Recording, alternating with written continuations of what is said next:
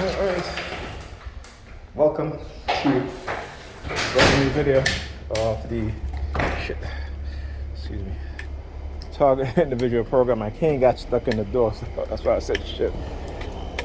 I almost tripped over myself. It is after about 11:30 p.m. at night. Heading home. What an interesting day. Woke up and had to take Ethan with me to my house because he didn't have his graphing calculator, so I have one at home. Look at the preps coming around the corner. I could tell when the preps was coming around the corner. Why? So when we got in the house, Pamela was sleeping. She was sleeping. She came in, she went to sleep. My daughter was sleeping. She didn't get up. But as soon as I'm getting ready to leave, she gets out of bed. She was waiting for me. She was listening. She gets out of bed, right? Comes into the foyer, okay, with her hands across her stomach. One of her hands across her stomach, right? So you already know. And I already know, okay? So when I walk and I see him coming around the corner, I knew he was a perp. Because I can spot them, I can tell. Because you know why? The synchronization. I can get the synchronized feeling. I know what it feels like. So, I absolutely know.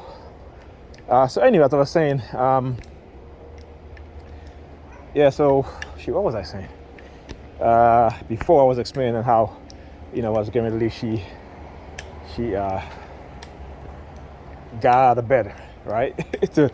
to see me out because she knew I was leaving, because I had told Ethan I was gonna make him breakfast before I leave. So in the morning when he gets up, he has exams tomorrow. So I sent him to bed on time, so he should get enough sleep. Okay, if he gets up early, he has breakfast in the fridge, and all he has to do is put on his clothes and go. Well, hopefully Pam, I was going to iron his clothes, but I didn't want to go into her bedroom and wake her, but she was already up anyway. But she can, that's the least she can do. So as I was saying, so what an interesting day today. Me and Ethan went to my house so I could get a graphing calculator. Of course, on the way back, because I wasn't recording, they figured, well, oh shit, he wasn't recording, so we're gonna blitz him. Now let me tell you, on the way back, I had to wait for the bus, the 46 bus. Okay, there was like 4 or 5 select bus pass, right? So select buses, these express buses. Okay, so we were out there waiting for a good half an hour while 4 of the express buses passed. About 4 or 5, actually, right? Because I remember, about 4 or 5, or maybe 6. So that was the amount of express buses that passed, and no local bus, right? So the local bus makes every stop, right? None. And plus, I had when I was in the house, I leaned over slightly, and I experienced what is called microturn. Right, so because of my injury, okay, there are times when if I lean over slightly, will I hold on to anything? It's like I get what is called microturn, meaning the muscles in my buttocks, particularly the upper area. I think, I'm not really quite sure how it happens, medically, but what it is that even that slight bending, if I stand up straight and all right, let me see. If I see how I'm bending like this, I haven't have my cane in my hand, but if I bend like this to this extent and I don't hold on to something, okay, sometimes I can get away with it, but I can't do it for more than a couple seconds. Then I have to hold on to something. But sometimes, you kind of forget, because you can't, I try to be very, very conscious of how I sit, how I turn, and it's a lot, because when you spend a lot of your time trying to avoid injury, more to your back, because this, you understand, from experience, the injury and the pain. Now, let me tell you, that is a pain that, where if it happens like it happened before, where I was literally incapacitated for a month, I had to use crutches, and that was the hardest thing for me to get used to, was using crutches, because I'm a pretty big guy, even though I lost some weight, and at the time I was like 235 or something like that, so that was a lot of weight, and to be on crutches, which I've never had to use before, maybe once, okay, when I was younger, but anyway, as an adult, right? So that was very painful, man. Like, just taking my daughter to school in the morning, I couldn't put no pressure on my right leg. That's how bad it was. Literally, it felt like it was a tingly feeling, but it was excruciating painful. So when I stepped down, it was like this shot of pain plus a tingly feeling. So it was a weird feeling, but it was very, very painful. Okay? And literally, I couldn't stand, so it was very hard. I tell you, I used to be sweating, and this was like in the, it was kind of chilly outside too, so it wasn't like really, really hot, but I was sweating, man. It was so painful. So anyway, so today, and they knew that what happened, because like I said, they had me on the surveillance on the remote neural monitoring, and I was just like, I just yelled out, "Oh shit," like really, really loud. And so they wanted to cause further injury to me. So they had the buses that, I needed to take the local bus, right? And so we had to wait for half an hour, which means I had to stand up with my, and I had the micro-turn, even though it wasn't as painful, but it still hurt. And so when the bus finally came and I sat down, is when I started feeling the pain. Like my right leg was hurting, the bottom and the top of my leg were hurting. I could, I was walking with my son. He was walking too fast. I was like, listen, you got to slow down. I can't walk fast. And I literally had to really walk slow for us to get home. And like I said, they knew it. And also, we went to McDonald's, because I told Ethan if he wanted something to eat. He was like, no. I said, well, I'll get you McDonald's if you want. He's like, yeah, it's fine. So I called Pam, and I got McDonald's for Alyssa, and she wanted a cheeseburger. And I got the feeling that they were trying to use the opportunity to test out my memory.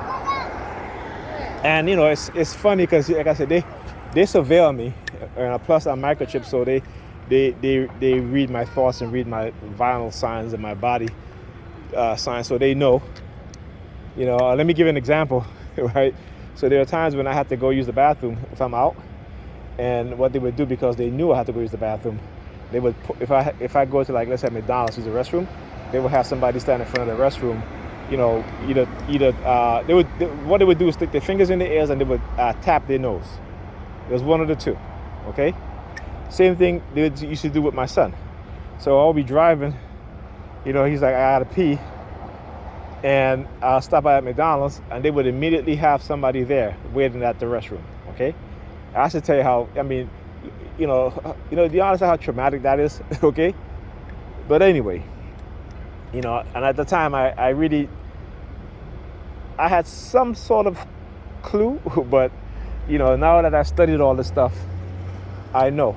Okay, so anyhow, so I ordered the food for the kids, and I ordered Pam a cheeseburger, and the guy never put the cheeseburger in the bag. So when I was leaving, I said to Ethan, I said, can you look in the bag and make sure everything is there? Because I know that when they're talking to me like this, it's particularly when I go either, go to like Burger King or Wendy's or any other fast food place, right?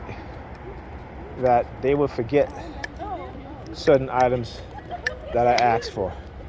So I always have to check, right? I always have to check. So I asked him, I said, can you, because normally if I don't check, I'll walk out, I can get home, and I've done a video on this, particularly in Kentucky Fried Chicken, where I will go home and take out the food, and there would be certain things I ordered, right, that wouldn't be there. So I said Ethan to check, and I think at that point they were, like I said, they were testing my memory to see if I remember to get her the cheeseburger.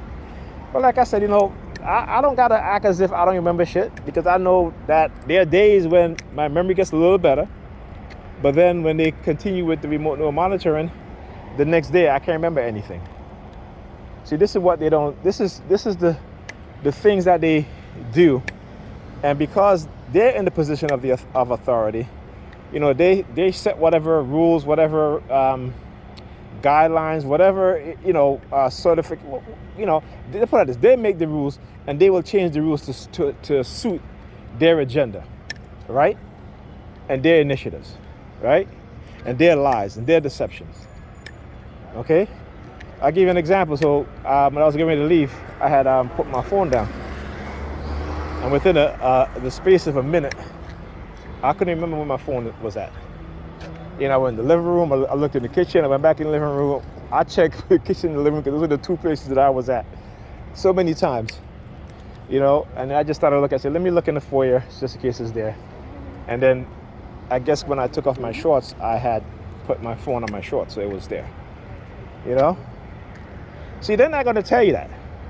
They're not going to tell, when whoever they're trying to convince or trying to deceive and manipulate, they're not going to tell them that, okay? But they will pick a time when to try to test my memory, because they understand. Like today, I woke up, even though I went to bed late, I got good sleep. I got up, I had something to eat, The one thing that happened to me today when I got up was that, usually when I'm looking at TV, I don't need my glasses because I can see clearly. But today I couldn't see, the words on the screen clearly. It was still blurry to me, and I didn't want to wear my glasses because, I didn't know if I wear my glasses if that might ruin my eyes or not. And I still really can't see properly, And it's lately because of the remote neural monitoring, particularly my right eye, there's like a pressure in the socket, my eye socket, okay? And it hurts, really, really hurts. On top of that, because they've been doing this subtle surveillance and this subtle remote neural monitoring, that I don't get the ice pick headache as painful as they would used to be, but there is a pressure that I feel in my head, okay? And it's a constant pressure, and it's constantly there, right? So today when I woke up, I didn't feel that pressure so much, but my eyes was, like I said, I couldn't see the words in the TV properly, right? So like when, for example, if I'm playing the game Fortnite, they have like the words and stuff like that. Normally I can read them out clearly, but not today. Today they were very blurry. And I didn't want to put my glasses on because my glasses is reading glasses, so I have to be up close to the television, right? Or if I have something in front of me. And I didn't want to take the chance of putting my glasses, because then that would ruin my eyes. So I don't, so I'm just going to wait until hopefully it gets better. But this is what they're doing, and again, I have to talk about it and expose it. Particularly when they're running game, all right, a deception game, on the masses, on the people who they have involved in targeting me.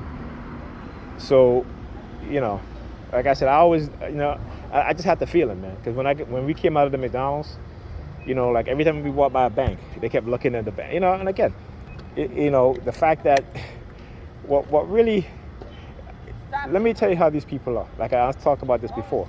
These are the dark tribe personality type. They think that they can experiment on you, they can do this, they can manipulate you, manipulate people around you, they can set you up, they can do all of that, right? They can injure you, okay? And yet, they try to take away what little resource that you have, whether you're working, whether you're on disability, okay? Disability, I'm on because of what they have done to me, how they have injured me. But because, again, I'm not falling for their agenda, and they have multiple agendas, all right, that they try to put on you as a TI, that you can see that they do to everybody else, okay? And because I don't fall for it, they try to run the homosexual theme. They'll do like the pedophile theme by using teenage girls and shit like that. Then they'll use the homeless theme, And then it seems like every time when my disability comes every month, they go on this triad where, I'm not sure if it's the right word, but to try to, they can see like, if I get my disability, they'll kill me, or they'll arrest me, or they'll do, a whole bunch of negative shit. And it's every month, and it's constant. Yeah, look at her looking at her shoes. Look. You see her? Oh wait, it's dark. Damn. Okay. All right. I didn't even see that. I had to use the other zoom feature so that can become a little, the aperture can open up a little bit, so it can let in more light. So anyhow, right? So this is every single month. And when I get my disability, then if I go outside, they'll target me like like the blitz. All right, they'll do like a super blitz, what I call not just a blitz, but a super blitz.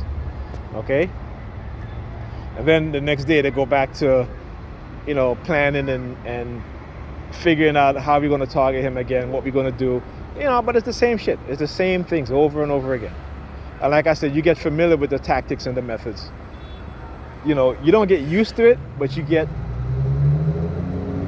because you're aware of it. And if you're like me, who is a person who like to figure things out, who like to try to understand what's really going on, then you study these things, okay?